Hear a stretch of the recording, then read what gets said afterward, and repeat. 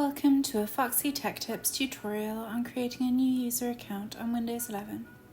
If you find this tutorial helpful, please consider subscribing to my channel and liking the video. From the Windows 11 desktop, go to the search bar at the bottom, search for Settings and then open them.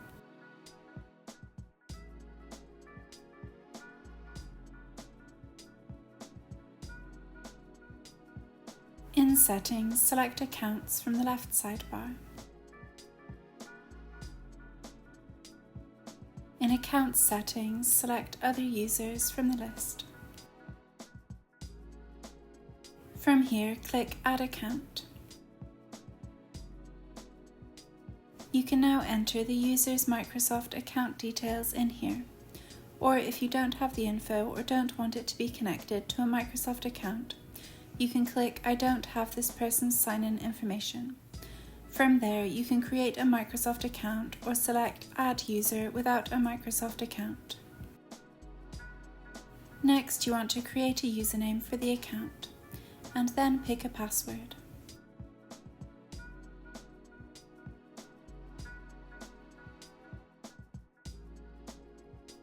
After that, you need to select security questions and answers in case you forget the password.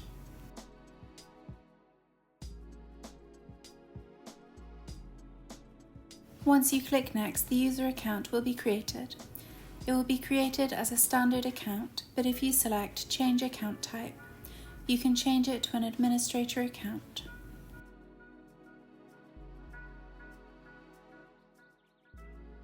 And that draws an end to this tutorial.